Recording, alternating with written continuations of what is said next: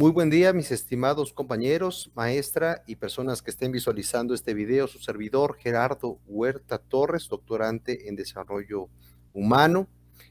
Tengo a bien presentar pues mi presentación digital de la asignatura de Educación y Desarrollo Humano, impartida por la profesora doctora Guadalupe Gómez Juárez. Nos hizo leer varios, varios textos muy interesantes. La primera sobre teorías del desarrollo humano, mencionando entre ellos el enfoque psicodinámico, cognitivo, sociocultural, conductista, ecológico, sistémico. También exploramos un texto sobre la educación en un mundo globalizado, cómo las necesidades globales se contraponen con las locales. El texto de Pensamiento Complejo me pareció muy interesante, hablando de cómo es posible que podamos utilizar un enfoque holístico en la enseñanza. El modelo pertinente también fue algo interesante, nos contrapone el modelo exógeno con el endógeno. También, pues, el último texto habló sobre la educación auténtica, donde la situación actual y los proyectos hacia el futuro debe fomentar más la educación autónoma. Dicho esto, como introducción, necesitamos entender que hay enfoques multidimensionales y se consideran principalmente tres: el físico, los psicológicos y los socioculturales. Uno atiende principalmente a nuestra salud, nuestro físico, el crecimiento biológico. El psicológico tiene más que ver con la madurez mental, con la asimilación de información, y el sociocultural es la integración y participación social. Todo el tema educativo, de capacitación y de preparación y de desarrollo humano, tienen que ver estos tres aspectos. Ahora, las dimensiones básicas que mencionan también estos autores, y todos ellos lo mencionan, todas las teorías los mencionan, en algunas se enfocan más una que otra, pero en estas cuatro giran: el emocional o el socioafectivo, que tiene que ver con el apego, con la seguridad, con los sentimientos, con las conductas, con el amor y la confianza. Es una parte muy importante. El cognitivo, que pues tiene que ver los aspectos intelectuales, los procesos de pensamiento. El físico, pues que tiene que ver básicamente con el crecimiento, con nuestra habilidad motriz, con nuestra madurez, nuestro potencial de reproducción. Y el social, pues que tiene que ver con la vinculación, el desarrollo moral, los roles que tenemos en la sociedad, como hijos, como hermanos, como padres, etcétera. Son las dimensiones del desarrollo humano más conocidos. Pues los diferentes enfoques: psicodinámico, cognitivo, sociocultural, conductista, ecológico, sistémico. El primero, el psicosocial, pues está dividido en etapas. Cada estadio tiene sus objetivos. Los instintos son muy importantes y prevalecen las motivaciones. La madurez en cada uno de los estadios se van confirmando y van pasando para el siguiente. La teoría sociocultural, por otro lado, pues enfoca mucho en la madurez, el entorno, por supuesto. Las interacciones del entorno son muy importantes, y el lenguaje, por supuesto, lo es. Fomenta mucho la creatividad. Colbert nos habla sobre el desarrollo moral, en donde parte a nivel premoral de poder ser obligados a hacer algo. Solamente lo hacemos por repetición, sin entendimiento. Después, en el nivel convencional, ya hay un entendimiento, ya asimilamos, nos ponemos de acuerdo, y un convenio oficial en la etapa 3 y 4, y, y ya no es tan egoísta, ya es más altruista. Y en el último nivel, que ya es el de principios, en la etapa 5 y 6, ya tenemos un contrato social específico, y además nuestros principios de ética ya están impregnados en nosotros y lo hacemos porque debe ser cierto. Esto es lo que comenta Colbert. El conductismo también es una teoría más, por cierto, muy utilizada, pero también muy desprestigiada. No olvidemos que el conductismo establece una conducta aceptable. Cuando vemos en eso, generalmente pensamos en coacción y eliminación de libertad. Pensemos en el conductismo como elementos para establecer conductas, acciones aceptables, como la misma caballerosidad. Fortalece, por supuesto, la sociedad, porque pues las personas ven, juzgan y observan las personas que tienen un buen actuar, una buena conducta. Entonces creo que va a seguir existiendo. No se debe aplicar todo el tiempo, por supuesto, solamente en personas que necesitamos enseñar como cual, pues en la industria, necesitamos que puedan realizar las personas acciones seguras, específicas y claras. El reforzamiento, por supuesto, es clave, se premia, y la principal forma de capacitación es la observación. El enfoque ecológico y sistémico, pues, da mucho peso al contexto ambiental. Los microsistemas, desde padres e hijos, influyen al individuo, al estudiante al humano que va a desarrollarse. El mesosistema, que ya incluye amigos, a sus personas más cercanas que están fuera de su casa.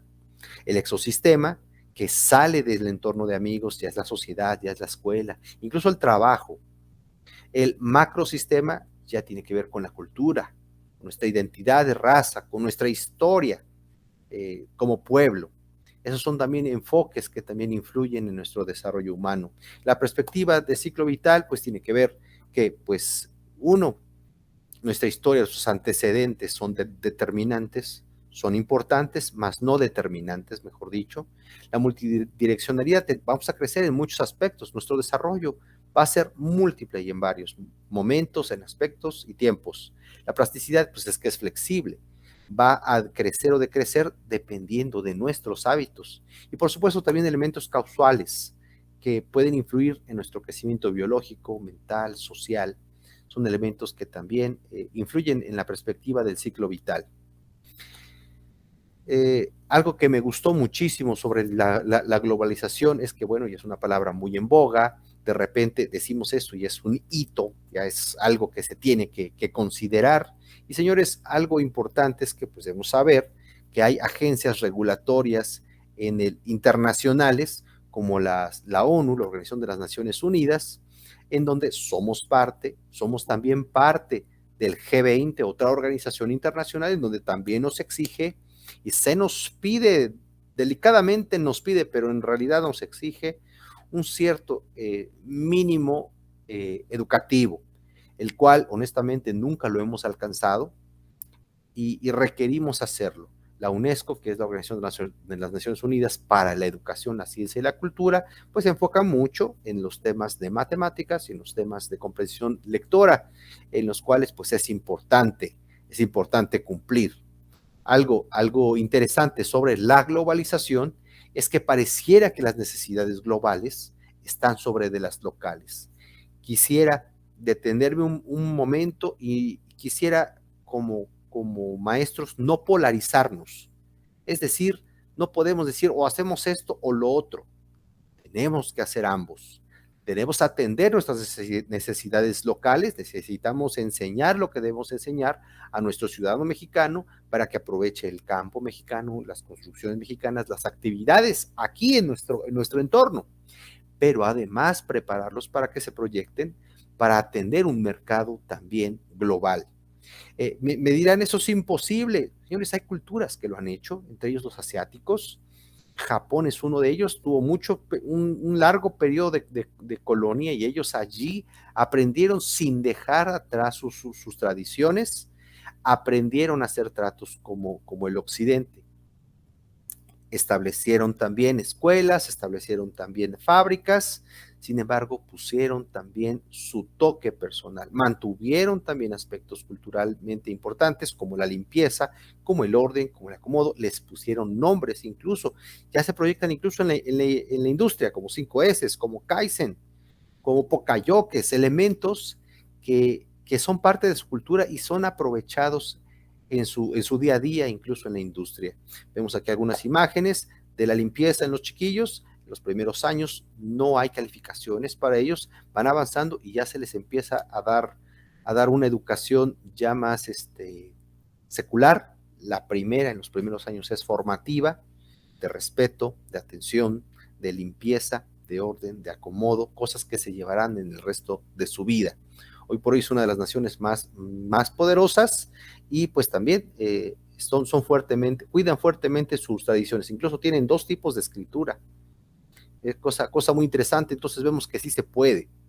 El pensamiento complejo, bueno, toca temas interesantes, entre ellos debemos reconocer que hay mucha multiculturalidad en México, hay mucha diversidad, hay muchas dimensiones, la gente no aprende de la misma manera, necesitamos ser profundamente holísticos, es decir, saber que la verdad se encuentra en el conjunto de varias opiniones.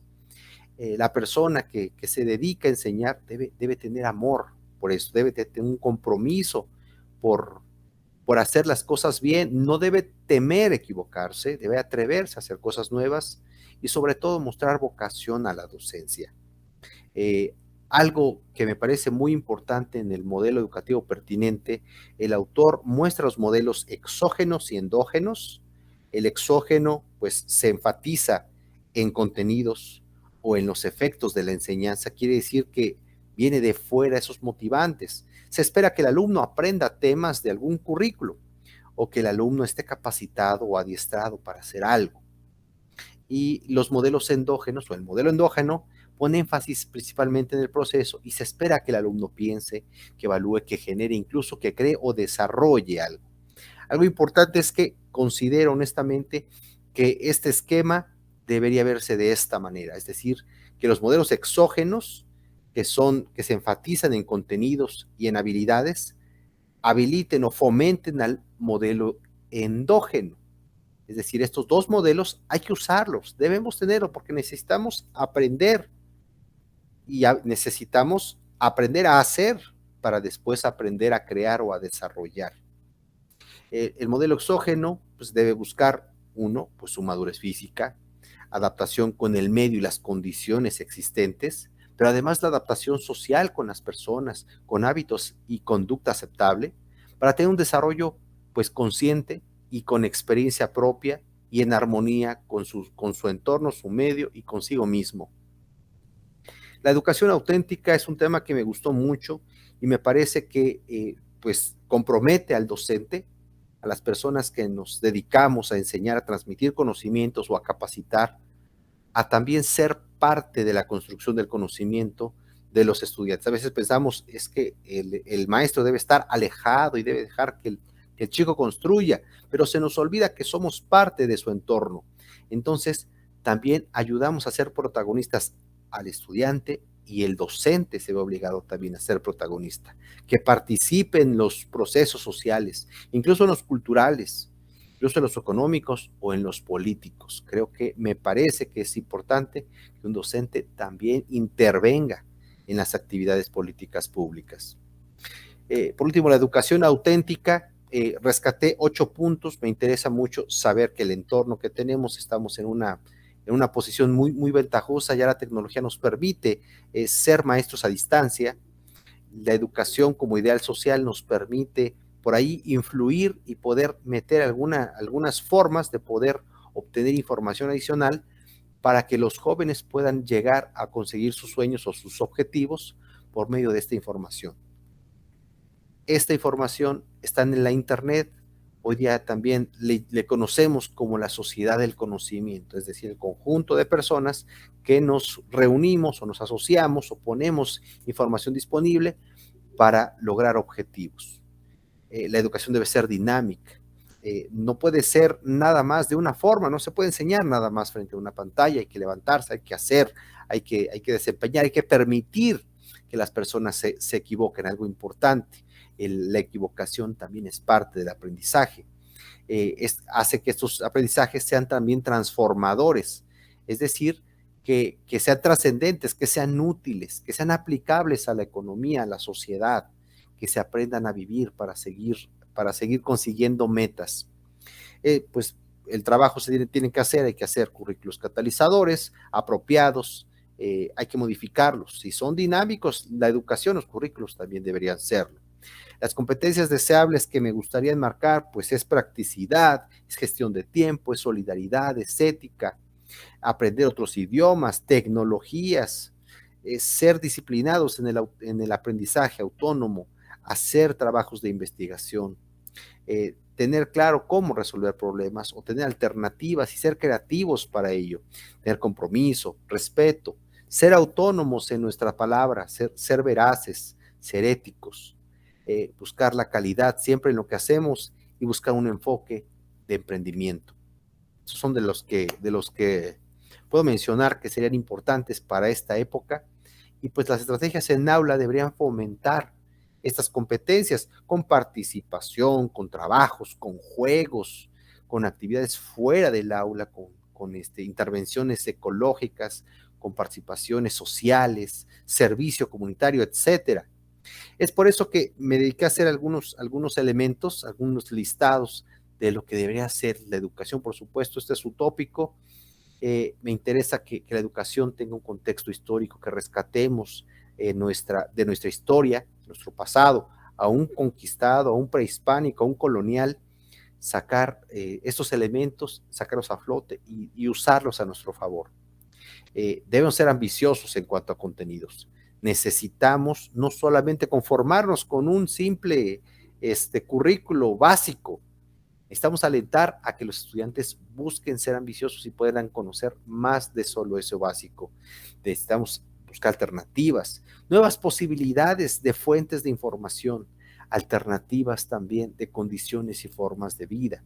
Hacer también que la educación sea colaborativa, hacer que nos empecemos a involucrar en la vida política local, que seamos críticos, pero más que críticos, proactivos, que seamos socialmente incluyentes, que fomentemos las artes, deportes, letras, la ciencia, la tecnología, los emprendimientos, rescatar las culturas, incluso las lenguas de nuestra historia. Tenemos todavía náhuatl, tenemos maya en todavía algunas personas, incluso algunos maestros.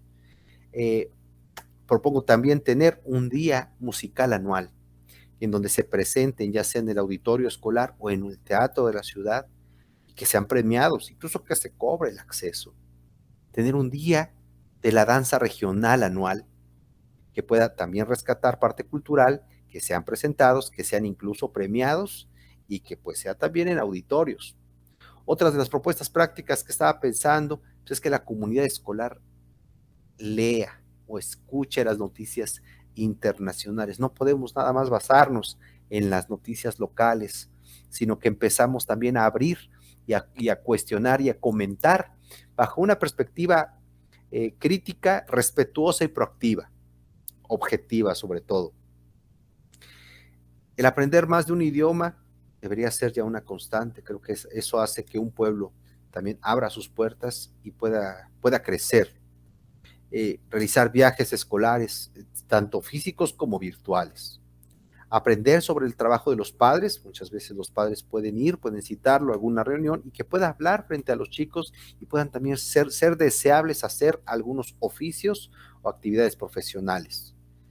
Como docentes, pues sí siento que es importante tener una actividad económica adicional a nuestro rol de enseñanza. Eso nos dará pauta a poder conocer más sobre la realidad de nuestro México y poder tener más argumentos y más información, más experiencia viva con sus alumnos. Promover el deporte y competencias intramuros, incluso invitar a visores de la CONADE, la Comisión Nacional del Deporte, para que igual y por allí se pueda fomentar el deporte y que puedan becarlos o que puedan apoyarlos y ser una competencia incluso internacional. Las ferias de ciencia han sido un gran éxito en muchos países, de ciencia y tecnología. Se dan premios, se da un reconocimiento y además las preparatorias importantes y las universidades becan a estas personas que ganan estos premios porque lo ven como un futuro científico. Los debates también es algo importante, como que sean premiados, incluso televisados o transmitidos por internet. Puede ser un aliciente para que las personas participen. Clases al aire libre puede ayudar al pensamiento complejo. El día del servicio comunitario en nuestra comunidad, en nuestra colonia. Aprender de personas que han logrado sueños, se les llama mentoring. Entonces es una oportunidad que también se puede realizar. Alentemos a los chicos a buscarlos con su papá, con su tío. Utilizar también instrumentos tecnológicos para aplicar el conocimiento en todo momento. Y ya los chicos ya nos llevan mucha ventaja en ello. Algo interesante es la venta de productos generados con ideas de aula. Esto ayuda y alienta a que muchas regiones empiecen a crecer por la inventiva y la creatividad en el uso de nuevos productos o servicios. El día de profesionista también es un día en donde los chicos se pueden ir vestidos de acuerdo a la profesión que ellos deseen y hablen acerca de ello. Algo también que es muy útil es que se comuniquen entre estudiantes internacionales, pueden hacer una videollamada, se comunican en otra aula, los maestros se ponen de acuerdo y pueden conocer sobre sus características y sus condiciones. Eso enriquece la clase. También, pues siempre estar buscando becas para los alumnos destacados, para universidades tanto locales como internacionales. Y otro elemento que se me ocurre, pues es llevar un libro de vida, alentar a que los chicos puedan anotar sus expectativas, sus sueños, sus metas, y con base en todas estas vivencias, que ellos establezcan sus propios objetivos de cómo lograr, qué es lo que tengo que hacer, qué es lo que tengo que aprender, qué hábitos debo generar para llegar a hacer lo que quiero hacer. Agradezco mucho también a los autores de los libros que nos permitieron tener y usar, y por supuesto mención especial a la maestra, a la doctora Guadalupe, que me permitió hacer este trabajo. Cierro entonces esta presentación y no me queda más que agradecer este tiempo dado. Detengo la grabación. Muchas gracias y buen día.